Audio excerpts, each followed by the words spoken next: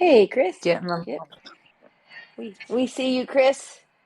We got all our speakers. Now we're just got to get our audience. So, hey, those of you that have signed in early, if you don't mind resharing the space here, and especially to our speakers, to your audience, it helps everybody get on. I do think we have one more speaker I invited earlier today, and then we do all stay on mute until we pass the mic. So we'll kind of go through that as it happens. So.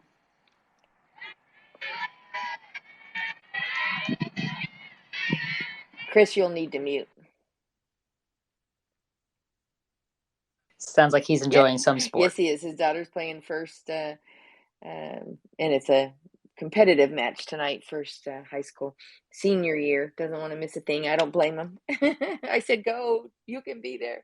We just come on and off speaker as we need to. So he's great. I invited another hitting, very influential guy in our sport with the New Mexico Sun Cats. So hopefully he'll join us too. But as I mentioned to all of you, if you don't mind resharing and inviting your friends in your audience, that always helps us. And we will continue to grow this space with our content and continue getting good information out to you all. So.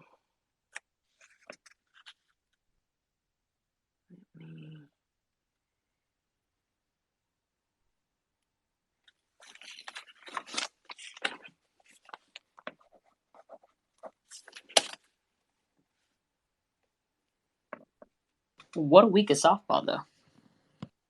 Well, that's crazy. It's the first one for conference play, but because of the rain here, they moved them around. And that's one of the reasons I picked Monday night is I used to do Tuesday night space in the fall and it kind of conflicted with softball. So we thought, oh, this year we'll move it to Monday. And then, you can't schedule around everybody. It's just crazy. But Chris is like, no, I'll be there, but I'll be in a noisy place. And I'm like, no worries. We just appreciate the information and the content. So we're flexible people. Thanks, guys. I appreciate it. Awesome, Chris. We appreciate you. And while you guys were waiting just to get at the top of the hour, we do record this. It's already started recording. That's sometimes why we don't log on too early. We don't want a lot of dead time at the front end of it, but we do record it and we put it on our Collegiate Sports Advocate website under our media page. And you should see the dates and the titles, and we continue to grow our podcast there. We continue to grow our Twitter live space there and keep adding the recordings so that you've got some history there. And I was on a TikTok rant today. I put 3 up. I've saved a few more because I got a whole bunch of content from going to 14 and under travel ball this weekend. So I've got a lot of content going up on Twitter. I'm usually a little bit more gritty on Twitter. So I kind of like Twitter, except for the haters. I tend to block them. So if you got blocked on Twitter, you weren't nice to me. Just saying there. We have one more speaker that just texted that he's getting on soon. So Jackie, I don't know, since you're joining us here again as our wonderful co-host. I don't know why I didn't hit you to co-host. There we go. I don't know why. I thought I did that already. Jackie's wonderful, been a great partner of our podcast here. Actually helped me start it, so we just appreciate it. And we are going to go ahead and start, and I'll introduce myself first, and then we'll pass and I'll introduce each of the speaker and let them tell you about their background and kind of frame up our conversation tonight about hitting. And we are recorded, but I do welcome the audience to send us messages. I've got my Twitter open. If you click on mine and private message me, or you can hit it right here on the space. Jackie usually answers those while I'm chatting. And otherwise, many of you know us already. You can text us with your questions, or if you just want to come off mic and request to speak, we're happy to hear what you have to say. We like the interaction. And tonight's topic came around from last week when people were talking about hitting and hitting style. So I wanted to reach out to the different people that I know that are very popular hitting coaches and very committed to their style, because some of the things that are coming up in softball now is some very specific, hitting styles, pitching styles, the way people approach the game. They're definitely coming in with different things. And I think as people in a sport, we have to grow and consider, what's happening out there and why some people do what they do. So I'm going to introduce each coach and ask you to introduce your background and how many years you have in your experience in your you know in your sport. So because we have a combination of softball and baseball here tonight. So Jackie, I'm going to start with you. Thank you so much. I'm Jackie Wins. I have been co-hosting here with Sherry for a little bit now. My background is that I am a former dual sport athlete at Division II level. It was not in softball or baseball, so my specialty here will be listening and sort of adding a little bit from the mental aspect of it all. But huge, as you can see, OU fan and have been highly invested in collegiate softball for a little bit now from the Twitter aspect, but also just a huge fan of the whole recruiting process at all levels and all sports. Fantastic. And Mike is Mike Miller, and he's a returning guest on here, but we just value his years of experience and his expertise in the slapping style of softball here. Yeah, so I'm Mike Miller. I've been coaching with Texas Glory Fast Pitch since about 2008. And I've been giving private hitting instruction in the Dallas-Fort Worth area for about 15 years now. And I'm also co-owner of the Slapping School and good friend of Sherry and her families for many years. Yep. Definitely family. And I want to recognize you that Jackie's using some of these emojis down here at the bottom. There's a little heart with plus sign, and you can clap and like and put thumbs up or down, and you can also raise your hand to speak. So I love it. And thank you, Mike. And next is Chris Cox. Welcome. Hey guys, Chris Cox. I also good friends with the Nadines. I actually coach one of the 18U Glory teams, the Nadine group. So that's kind of my softball background. Been working with Sherry and Ed for a couple of years now. Baseball background, I was a high school baseball coach for 20 years. Most recently, the head baseball coach at Reedy High School in Frisco, Texas. I've been doing private lessons for about 12 years now. I also have done some scouting for the Kansas City Royals and just passionate about the game of baseball and softball and passionate about hitting and love talking hitting. But my favorite acronym is KISS, and that's Keep It Simple Stupid. So with the kids, I try to keep it simple, but with the adults, I love talking at a more intricate level. So excited to hear what you guys have to say. Excellent. We're going to look for a lot of your expertise, Chris, since you cross over with baseball and softball. And you forgot to mention you're the national director for baseball for Collegiate Sports Yeah, Advocates. probably So should have mentioned that. My apologies. Yes. it's okay. That's number one to me. So that's okay. And next we have Kyle. And Kyle, we're super excited to have you on. I know you represent some of our CSA student athletes as their hitting coach and bring a unique perspective and some things we need to learn from tonight. So please come on and introduce yourself. Hey guys, how are you? Kyle Horan here with TaylorMade Baseball and Softball. So I am located in Kennedale, Texas, which essentially is just Fort Worth surrounding area. So I've been doing lessons since about 2012, baseball and softball always. Opened TaylorMade in 2014 and kind of been going strong ever since. Looking forward to kind of seeing, what some of everyone else's opinions are on hitting styles, mentality, philosophy, and just kind of seeing what they think certain colleges are looking for.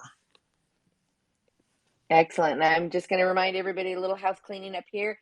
If you could retweet this space and let people know we're out here talking baseball and softball, and Chris, especially if you can give a shout out onto our baseball Twitter, that would be awesome while we're getting going here because we do build the listeners as we go. So I am going to go ahead and ask the first question is, do you have a particular style? And if so, why do you, believe in that style, and how do you present it? Mike, I'll go with you from hitting and slapping. Yeah, from a slapping perspective, I just my daughter was a slapper, and I kind of just fell in love with the short game, and once I really started getting into the mental aspect and developing plans and that kind of thing, I just really fell in love with slapping. So I just kind of made it a specialty, I guess, and I don't only work with slappers, but that is definitely my area of expertise. As far as just in general hitting styles, um, I do have a certain way that I teach athletes how to hit, but I'm not necessarily opposed to other styles that don't necessarily look exactly the same as mine. I think if you can hit a line drive and have success doing it in a way that differs from how I teach, I'm totally supportive of that. And as far as what that style is, I mean, I'm sure we can all sit and talk for hours on that. But that's pretty much it. Well, I know, Mike, I'm going to add a little bit of more of a question here to get a little bit more out of you, to bring up some of the conversation, because I'm sure some of our other hitting experts here run into slappers also. Is I'm pretty notorious for caring about the triple threat and making sure that they can hit home runs. Do you have something that you do specifically to help them start doing that? And if so, at what age? I generally don't put an age on it, but I do work. I basically have a building block process, and I would prefer to start, with much younger athletes, but I don't always have that luxury. But I do start specifically with just the bunting and the soft slapping before I move on to anything else. And I generally introduce the hard slap after that, and then follow that up with, more of your typical style of just swinging away. And the reason that I do it that way is because there are so many things that we talk about, particularly with the hard slap, that translate over when we start talking about swinging away. And I do agree with what you said there. I think in order from a college recruiting perspective, it's much harder to get recruited if you're just a kid that is fast and can put the ball on the ground and get on base. Because the reality is that to have success long term in college, you just have to be able to do more than that. Um, I don't necessarily think you have to hit home runs, but you definitely do have to hit for power. Um, so I hope that answers your question. Also, Sherry, we do have a question down in the comments on the space, and just let me know if you'd like me to ask it.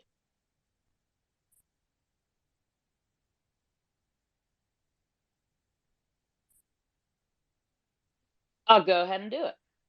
Just in the moment that she got a phone call. So Kylie asked on the space, said, "Will hitting get you to college if it's really good, but fielding is average?" Feel free to elaborate as coaches. I can speak to that on the baseball side, and then anybody else chime in. Typically, if you hit, you're going to find a position on the field. I there are positions, corner, outfield, first base, where guys may not be the best positional guys out there, but if they're swinging the stick and they're able to make consistent contact and hit at a high level, most coaches are going to find a place for that athlete. So Thanks, guys. I had a call waiting and it cut off my speaker, so I couldn't get back in, but I apologize. Mike, I see your hand up there. Yeah, I was just going to echo what Chris was saying as far as softball goes. I think, I certainly don't want to get on here and promote, not working on fielding, but, the reality is that if you can hit at a high level, you're going to find a place playing college softball, and that will figure out the where to put you in the field or how to utilize your bat after that. And I think, if we had to rank things on level of importance after our pitchers and catchers, it would certainly be hitting.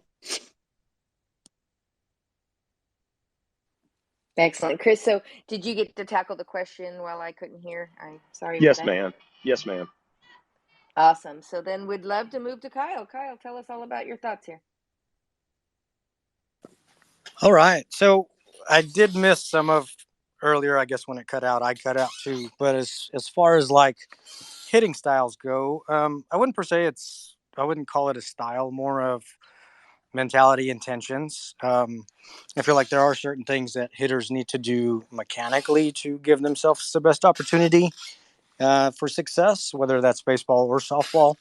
So we do spend a lot of time kind of working on, those small mechanical adjustments, but realistically, we do a lot more mentality stuff, hunting pitches, what kind of intentions you have, approach. That starts if I get a brand new hitter in the door that's never really played before. We'll do some mechanical stuff, but I'm going to try to get them hitting as quickly as possible. So it's really just for me, for us, kind of what we've thought about. I feel like any hitter can hit with power. Now that looks a little different for some hitters depending on what their capabilities are or athleticism is. But I feel like baseball or softball, big or small, all these hitters can hit for power, definitely. I love it. And I'm going to get dicey here because one of the reasons this conversation came up was to ask why the different approach. Now, I always tell people I'm old school, but if you look at Marty Tyson, if you look at Lauren Chamberlain, you look at some of the bigger power hitters, we always came with a real wide stance approach and a very, like Chris mentioned, keep it simple approach with, just hands and barrel to the bat and then a nice flat, like palm on top of palm approach, and then a snap of the barrel and an extension and a finish. And we're seeing a lot of what I call baseball style coming into softball with more of an uppercut and then a lot of language about a launch angle. So Mike, I'll hit it to you first. What do you know about some of these new styles and angles and some of the techniques that are coming in from baseball? Yeah, launch angle is definitely terminology that gets thrown around a lot, and I've even seen a lot of drills that are intentionally trying to create this kind of negative action with the barrel so that you can get underneath the ball and launch it. And my personal opinion, it's not what I teach. We talk a lot about the science of how a home run is hit, the spin on the ball, and how to create that, and it's really almost the opposite of some of these styles that I see that get you underneath the ball. And as a slapping coach, I tend to work with a lot of smaller athletes. They generally have that thinner build that you kind of see, with track stars. So we don't have the luxury of being able to muscle a ball out of the yard. So we do have to rely a lot on that science that I mentioned earlier. And I have just found that kind of more of the approach that you were referring to earlier, in hitting those line drives and getting that spin that causes the ball to elevate. The hitters that I've worked with find a lot more success with that. For some of the bigger, stronger athletes, I think they can probably have success with both styles. And obviously, we see a lot of athletes that have, more of that uppercut that you're referring to that have had success. But the danger that I have seen is that a lot of these hitters are kind of all or nothing. It's either leaving the yard or it's being caught by an outfielder. So I think it's just a matter of from a coaching perspective, what kind of team you're looking to build in terms of how you want to run your offense. If you want to rely on the big shots and the long ball, then maybe that's something that you can have success with. My teams are typically not built that way. So I typically look for the style that you had mentioned previous. Excellent. Chris, I know you're going to be locked and loaded on this one because you do both baseball and softball. Are you seeing a difference of Uh, an approach, a different style? all right, so I may be a little controversial here. So I I have the privilege, and I call it a privilege. It's really it's a blessing because at the facility I do my lessons. There's about 8 big league guys that hit out of our facility every off season. So I get to talk to these guys. One of them was one of my ex-players that's a first baseman for the Baltimore Orioles, and so we talk all the time. And the big league approach is changing, guys. It's not as much elevate and celebrate and launch angle as you think it is. These guys are trying to spray it all over the field. Especially now that the shift is off, they've got more holes to work with. So they're trying to hit the ball the opposite way. They're trying to flatten their swings out. They're trying to get more down to the ball early to get on plane. So I would say the only difference in talking to these guys, my daughter actually works with an ex bench coach for the Seattle Mariners and the Los Angeles Angels, and we've had hours upon hours of conversations. He's never worked with a softball girl before, and we've talked, and the only thing difference between baseball and softball, in my opinion, is plane, right? So baseball has a little bit more of a downward plane than a softball pitch does. So their plane is going to be slightly elevated to get on plane, the barrel in the zone. As far as getting the barrel in the zone, though, if you watch the elite softball hitters, the elite baseball hitters, their first move with their hands is down. Even you look at guys like oh gosh, I'm going blank right now, guys. But most of the Nolan Arenado. yeah, Nolan's a great example of a guy that just stays in the zone, gets to the zone fast, stays in the zone, and it's down first, back shoulder driving to the ball, flat barrel in the zone. And you're seeing more and more of that, not barrel drop and elevate. So I do think things are changing. I think the era of hitting 190 with 35 home runs and 75 RBIs is starting to go away. Those guys aren't getting the big contracts anymore. You look at the offseason. Mike Trout hits 335 every year, 330 every year. The guys that have a ton of success are not the big loopy guys that are consistently having success. Excellent. Thank you. And Kyle, would love to hear your thoughts. So in our facility, we are outfitted with hit tracks. So every lesson that we do is on a hit track. So yes, we do get to see all the metrics as far as exit velos and launch angles and projected distance and outcomes and all that. And I think that definitely helps understand how you attack certain pitches and kind of where your posture needs to be at in relation to certain pitches. So for like baseball and softball, the biggest difference that I've seen is rise balls, right? Which, I mean, obviously a pitch up in the zone's definitely, if you're that hitter that kind of dumps the barrel and, trying to get big with it, like you're definitely going to miss that pitch and, swing underneath it over and over and over again. Which you can definitely learn to, like I said, like hunt pitches and kind of have that expectation of what you're looking for and anticipation. And I'm really starting to notice it with watching Oklahoma hit in the last 3 years is everything is just relative to what they're hunting, right? And they're getting those pitches and they're not missing them, whether it's down, whether it's middle, whether it's in, out, or up. Same with baseball, kind of getting that understanding of, what you're hunting in relation to, how you're attacking with your body and how you're attacking with your barrel, I think kind of correlates to what kind of plane you're going to have, and getting on plane early and being able to kind of stay on those balls and stay through them and do some damage out in the outfield for sure. Incredible information. I'm going to do a little insert here and just remind you guys to friend the speakers here and connect with them and stay connected. And we do have some questions in the box, and I want you to know we are going to get to you. I just want to switch it a little bit to a recruiting angle and just talk a little bit about, what are coaches saying? Are they diving into a particular style? Are they diving into a particular approach?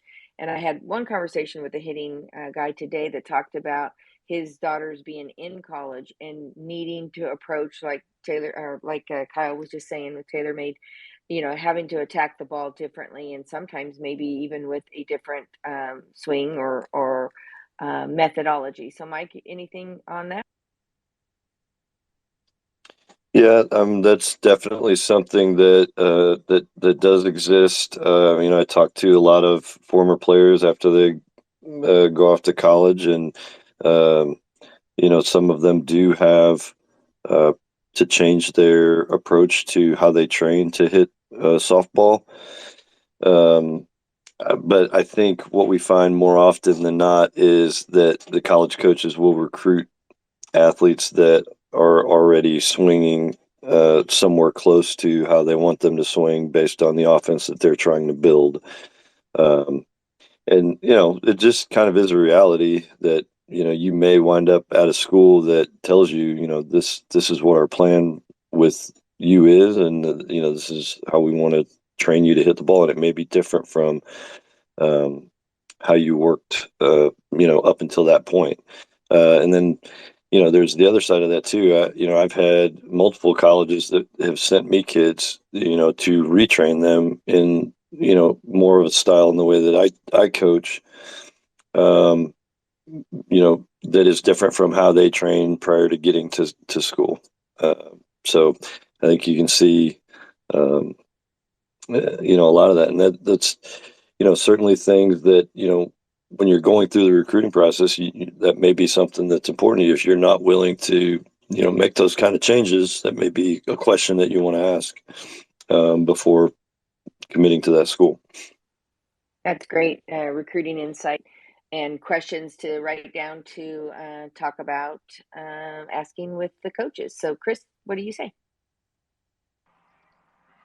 Yeah, I totally agree with Mike. I think, coaches kind of recruit to their style. In the baseball realm, it's if they're going to be more of a hit and run, base hit type group, or are they gonna they recruiting just power?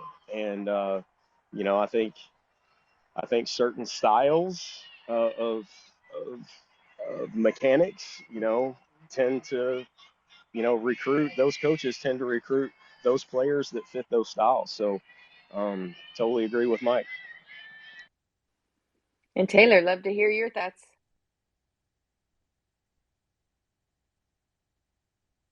Sorry, Taylor made Kyle.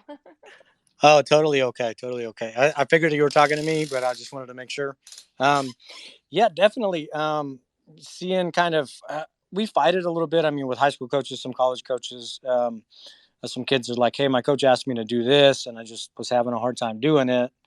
But they need to kind of understand if they're training and working and, working on hitting the ball the other way, then they should be able to kind of replicate that and do that when they need to. And, when it's time to turn it up and, maybe go after a ball a little more aggressively, like, then it's time to kind of let it fly. But, every coach is going to kind of have their own way, their own method, their own intentions of, how they see their lineup stacking up and what type of team they're trying to create. But as far as getting into like a college and going through the recruiting process, I think there's a fit for everybody.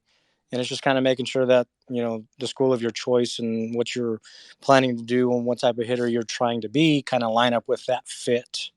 That way, you're not a year or two in of not getting any playing time and saying, coach hates my swing and I got to change all this and now I can't hit now. Well, I think we should have, kind of made that determination a little bit longer ago before we kind of chose that avenue.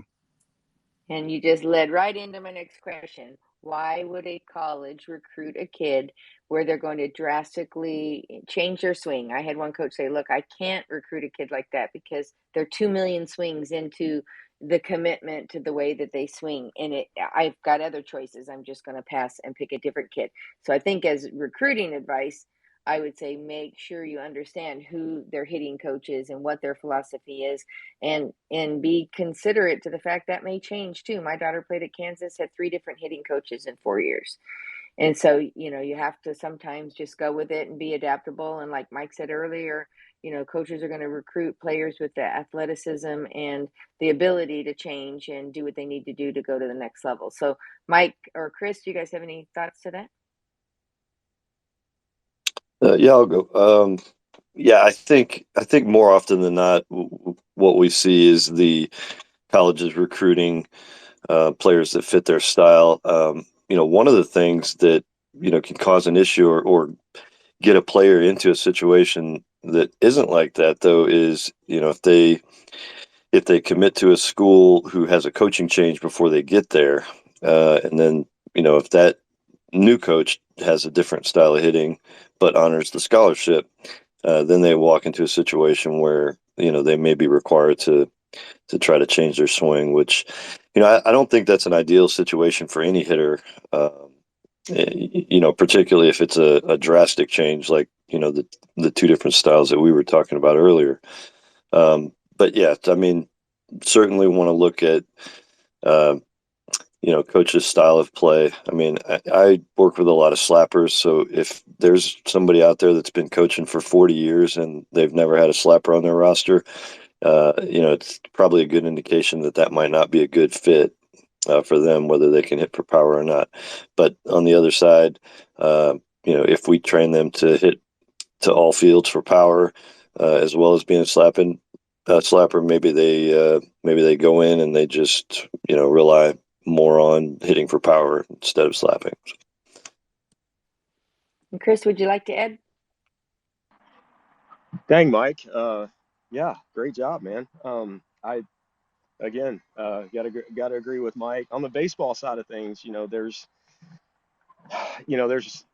obviously coaching changes every year, and I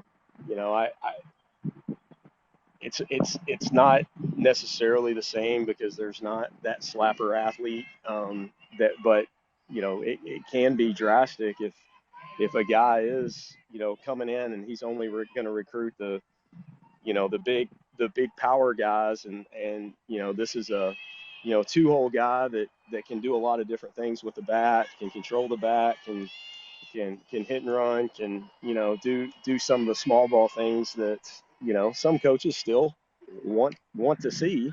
You're seeing less and less of that, but I still think it can that can have an impact on that kid, and there may not be a spot for him. So And Kyle, how about any thoughts there? Yeah, definitely agree with both. We've seen it a few times, and it hasn't really been anything that I would say is shocking. I mean, it's not on the baseball side, definitely more on the softball side of girls that are really, really good hitters, but also really, really good pitchers, and then they're recruited on both with the intentions and the thoughts that they're going to be allowed to do both when they step on the college field, and that changes, so they kind of end up having to choose one or the other, which, I mean, ultimately, if you're such a good hitter as well as a good pitcher, you should be given the opportunity to at least show what you can do. So that's kind of where I feel on some of that stuff. Excellent. And I'll summarize it from a recruiting perspective to say this is great insight. This is stuff as prospective student athletes you should be looking at. You should be watching these teams play. You should be watching them coach. You should be analyzing their swing and how they approach the plate, and even how they utilize the different types of hitters, and where in the lineup too. So I'm going to start on a couple questions here, and co-host Jackie, and our speakers, if you just want to raise your hand to answer the question, it'll be easier than us stepping on all each other. So the first one, I'm not sure I'm going to read the word correctly, but it comes from, can you please share the difference between what people say having fast hands versus, I think it's kinematic sequence? Or the person that asked it, Albany Cordova, if you want to come off and request to speak, I'll have Jackie add you and we'll go on to the next question if our speakers don't know what you're referring to there. The next one is I bat second or third for my showcase team and am higher average gap to gap hitter, but lack the power to drive balls out of the park. When I go to camps, I completely get overshadowed by the bigs that can drive balls out. What can I do to improve my chances of getting more notice? And I'm happy to answer that one when you guys are done.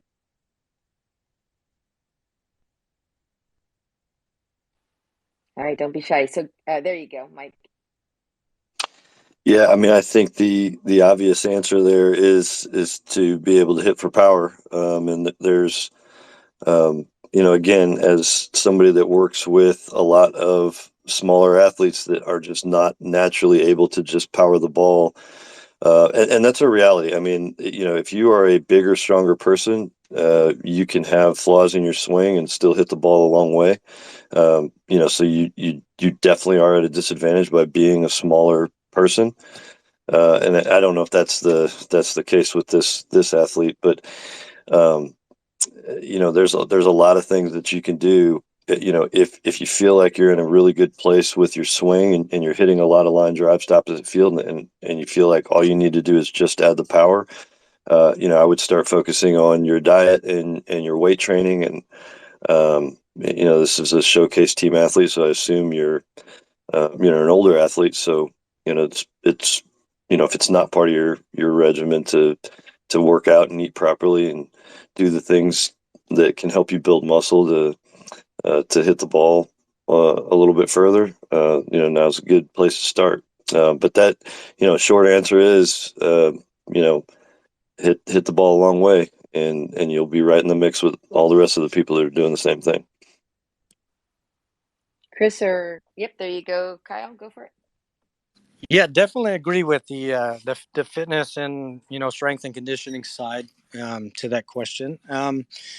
But it's really just kind of breaking some stuff down in the swing, and hopefully you've been able to hit and kind of gain some metrics and kind of see where you're at as far as how hard you can actually hit the ball and kind of what you're actually trying to do when you hit the ball. From what we're seeing as far as like metrics go, 65 for softball players is kind of that magic number to land you around 200 feet. And I think a lot more girls are more capable of hitting balls that hard, if not harder, than they actually think. They're just kind of not really trying to do that. They're trying to up there and make sure they hit the ball good, and make sure they're not swinging and missing, and feel like they're worrying about the wrong things instead of with the intentions of, hey, it's showcase time.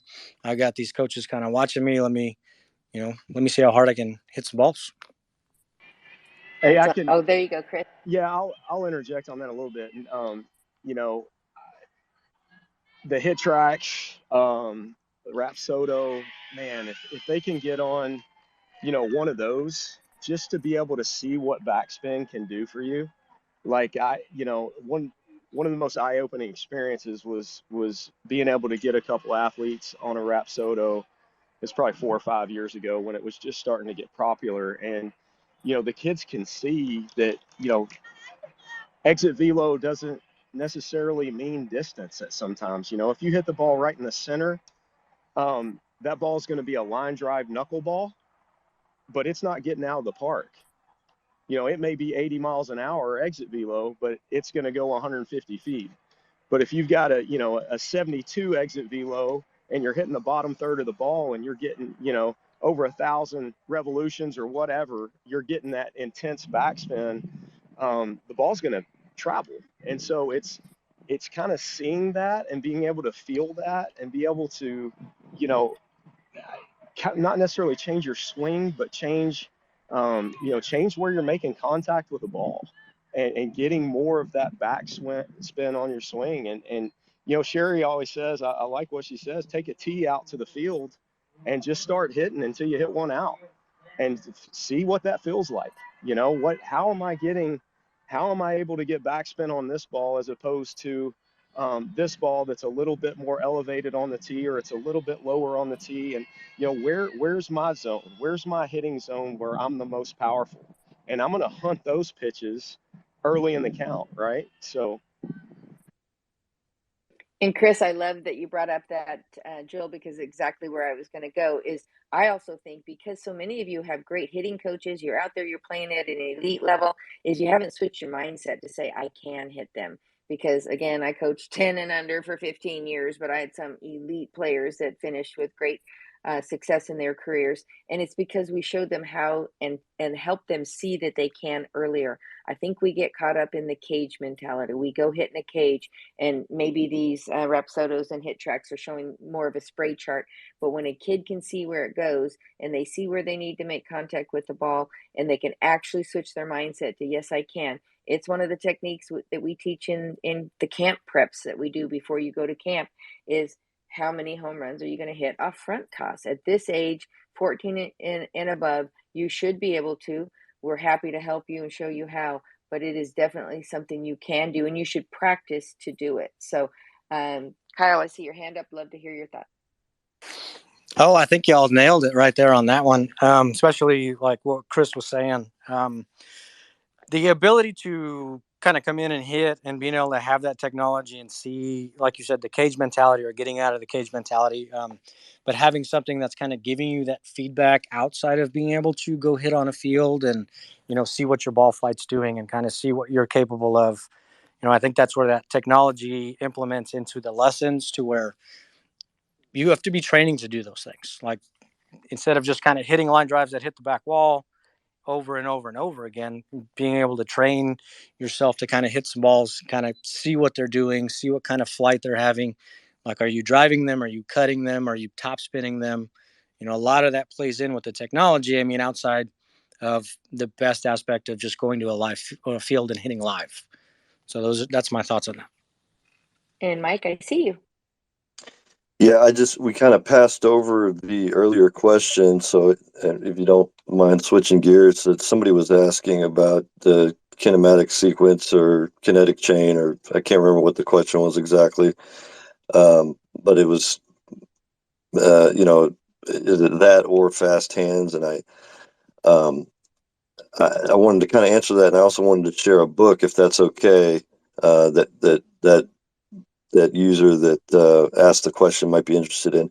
I think for one, when we start talking about kinetic chain versus fast hands, I don't think it's one or the other. I think, what you're going to get is you're going to get those fast hands by focusing on those stronger core muscles and utilizing those throughout your swing.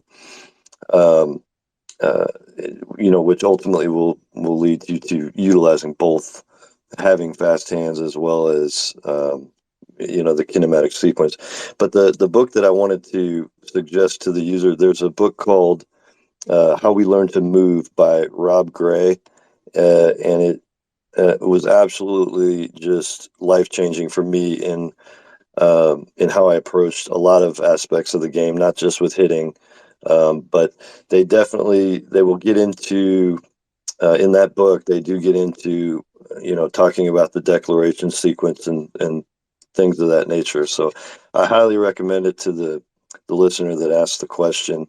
I think it'll give you a lot of answers that you're probably looking for. Excellent. And Mike and all of our speakers, if you wouldn't mind in our space here, put how to contact you and the name of this book, things like that, that will help our listening audience. That would be fantastic. And then the next question, I'm going to answer it while you guys decide who wants to answer it after by raising your hands. Will hitting get you to college if it's really good, but fielding is average? And I'm going to tell you a response. A Division I coach told me, man, this kid can hit the ball. I can teach her to field and get her there quicker than I can getting her hitting to that elite level. And so you'll see a lot of DPs, you'll see a lot of, people that can come in and swing for something else, and yet they don't find a defensive home. So, Mike or Chris or Kyle, what do you think? Yeah, I think we all answered that one when you were on the phone, I think. But yeah, I think we all agreed with that. Yeah, if you can hit, you'll probably find a home somewhere in college. Go ahead, Kyle. Oh yeah, definitely agree. I mean, typically if you can swing it, there's a spot there for you. Now it definitely helps if you can play a little bit of defense, but I feel like as far as the process goes of developing your game. The defensive side is a little easier to develop than the offensive side. Excellent. So did you guys cover the other questions about what's considered elite exit velocity in softball yet? And I heard one of you mention it in getting, Kyle, I think it was you, the 65 mile an hour or higher. I've heard, the big Power Five say, look, I'm looking for 70 or above. So Kyle, I'll let you handle that. Yeah, sure. So some of the girls that we've come in, I mean, you see that have the ability to kind of just be big swingers and miss hit some balls and still hit a bunch of homers are definitely 75 plus. I think the fastest I've ever seen off hit tracks, off anything, just an actual softball, is 83. And that's a girl that we've had for a while. She's at UT Tyler. She's pitching right now. But I've definitely seen mid 70s. I think once you start cracking into the 70s, you're getting close to elite. Average is probably 62 to 65. Once you start climbing in the 70s, you're starting to touch that elite level, and 75 plus is definitely top 1%. Excellent. And I hear you guys talking about the hit tracks and Rapsodo, so that's another reason I want you to put yourselves up there so that some of these are national softball players that I know that are from other parts of the country, so maybe they can mention it to their own hitting clinicians. And I think this is more a comment than it is a question, but it was replying, I think, to our launch angle swing issue is also if you hinge when it comes to swinging your launch angle, it should be on plane, also having stretch in your front arm and where your bat is with the stretch will make a big difference. And this particular speaker or a client listener is a client of ours, and he and I talk about it often because I did the TikTok like what's with this launch angle swing. So it's just a comment of mine, and maybe the kids are doing it wrong, but when I see it, they're either fouling it to the left or fouling it to the right. And it's one of those common sense things to me. If you're hitting it in the middle, no matter if you're hitting it under it or to the top or the bottom, you've got to figure out where that spot is. So that's where the launch angle conversation came from. Now, again, we're open for questions. We have plenty here, and we've got some great experts online, and we have a good, solid audience here.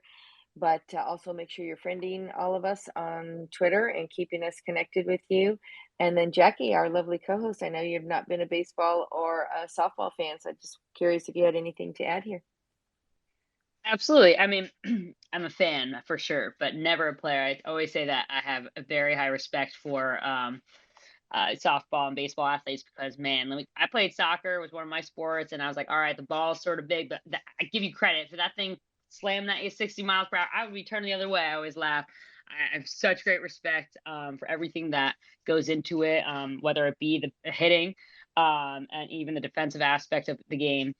It is so intricate that I don't think it gets enough credit. But overall, I think when you are an athlete and you're talking about hitting, right, and any type of skill that is highly involved in the game, it's important to not just get one perspective, right? You want your own type of swing and things like that, but be open to understanding and in your recruitment of what you want, and sort of like what the coaches up here said, like, if you just want and you want to be, not necessarily stubborn, but sort of in your way of, hey, this is my swing and I don't want to change it, then you might be taking some opportunities off the table, which could be positive, right? Potentially negative, but be very open to feedback and sort of see where that gets you. That's also coachability. But overall, I thought the speakers really provided a lot of information. I was learning a ton. And so, super important to listen back and remind yourself of these things. Excellent. I know I mentioned that we prep the student athletes before they go to college camps, and that's something that we talk about. Like, what if they bring up something that you're not comfortable doing, or your particular clinician said, "Oh, we don't do it that way. This is how we do it." How's it best to respond to um, how's it best to respond to the college coach when they bring up something unique? And I always said you ask it back in a question. So if they bring up something and they want you to do your hands different, and you're so committed into your swing, doing it a different way, that you say, well, tell me, how did you learn that and why is it important? And get some conversation, because I think that's what I've gained here tonight is just the conversation around the mechanics of the swing and the tools that are used and the success that you guys have had. So, any of you like to add on to that? We're having a little bit of a mic issue with some of you, and Jackie's handling it, saying that they couldn't hear her when she was speaking. And sometimes that happens in the space. It's usually one of those you drop out and you log back in and it clears it up. So that does happen. And listeners, we love it. If you have more questions, we have plenty of time here.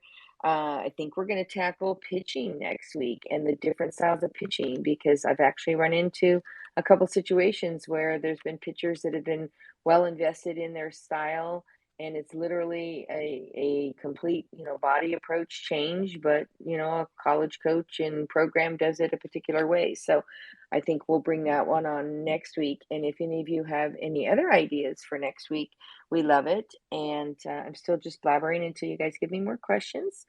Or raise your hand or come off and request to speak. We're happy to do that.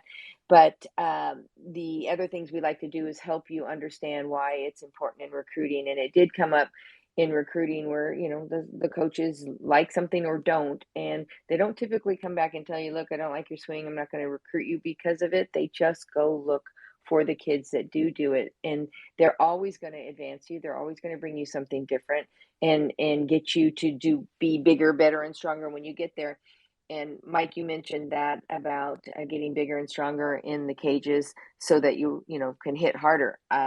I'm 100% into that. We do a 30-day yoga program, and Chris actually is our facilitator of a 30-day armband care program, very similar to Driveline that we do in December. We're always trying to improve the things we know that the college coaches are wanting. So we're trying to bring that to you. And I don't see any more questions. So, hey, maybe we end early, but I want to thank all of you for being on here. Please share the space. When it's done, it will show that it recorded and let people know we're out here. It is on our Collegiate Sports Advocate homepage on our media tab. It will always be recorded there. And we have other sessions that we've recorded. And we just thank you guys for coming on each week and bringing all this information. Oh, we've got a request here. Hold on. I love it. Let's see if I can add a speaker. There we go. Hi, Heather. Heather, you can go ahead and speak. Hey, yeah, I appreciate you all. Let me come up here. I'll catch since y'all are closing this out. I'll try to keep this short. So, out of curiosity, I for the last couple years, I've been coaching baseball at a youth league level. I obviously grew up playing softball, and so when I started coaching baseball, I started to study the swing just because the pitch is different. And so there's always this kind of back and forth argument with other coaches that, the swings are the same. But I have this thing where, if you teach a softball player to hit like a baseball player, then the softball pitcher will just throw a rise ball and you'll never be able to get it. And so I'm just curious, based on your all's perspective and just kind of what you've done and the success you've had, what if there, from your perspective, a difference, and if there isn't, what the similarities are, or if there is a difference, how you see that difference. I've been recently changing my swing in the batting cage to help guide the baseball players by shifting my hands further down and then kind of opening up my hips a lot more versus how I swung whenever I was a softball player. So I don't know, just wanted to hear your all's thoughts on the two sports and if there's any similarities or differences. Great. And I'll wait for one of the speakers to raise their hand. But that's one of the reasons why, we brought this up here tonight is because we're getting asked that question. And like I said, I was snarky on a TikTok and said, well, oh my God, I'm just going to throw you a rise ball. So Kyle, I'm going to let you have this one. All right. So Heather, that's a great question. And we kind of get that.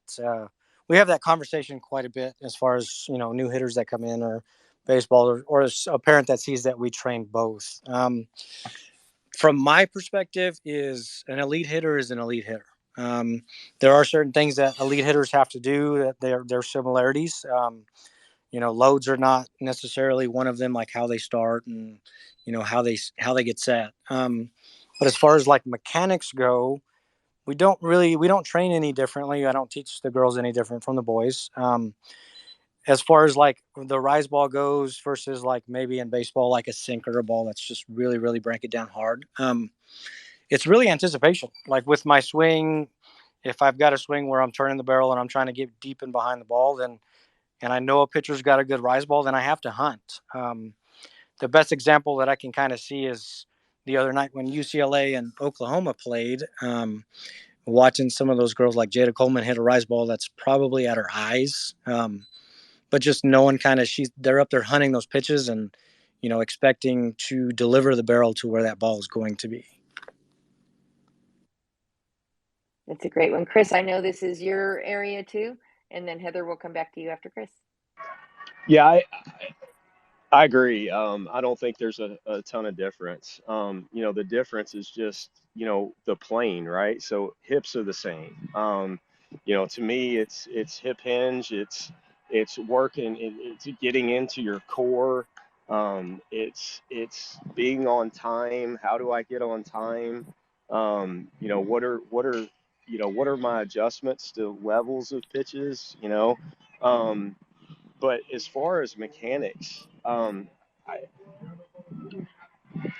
what one thing I love to do is just you can slow mo just about any major league hitter's swing, and there's a couple slow mos of Lauren Chamberlain, who may be arguably the best softball hitter ever, and I would recommend anyone to just take like a Mike Trout slow motion swing or a Nolan Arenado slow motion swing and then match it to Lauren Chamberlain, and they are almost identical in regards to the plane that they're on. It's just so I don't really see a huge difference, honestly. Great. Heather, you got your hand up first, then we'll come to you, Mike.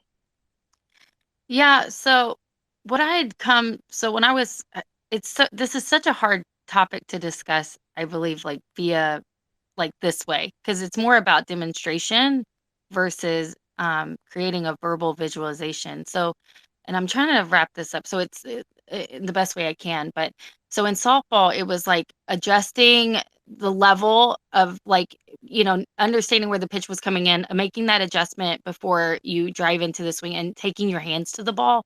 Where for baseball, it's almost like a scoop mechanism where you're driving it down and pulling the momentum upward. And so I don't know, I could be wrong there, but when I started studying the swing, that was where the differences were. In softball, I was taking the hands to the location in which the ball would be met versus in baseball, again, because there's no rise ball. So you're naturally going to be in that dropping motion regardless. And so, yeah, but this has given me a lot. I'm going to go back and look at the people that you recommended and just break that down because again I've been adjusting my swing to create a different visual for the baseball players than I would my softball players, just because that rise ball piece. So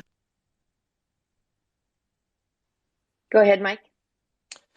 Yeah, and I actually raised my hand right before Chris pretty much said exactly what I was going to say, as far as comparing the swings. But I'll just add to it. If you look at any elite Major League Baseball hitter from the point that their hands start to move through the point that their barrel makes contact with the ball, I think what you will see is pretty much the exact same thing that you will see with any elite softball player.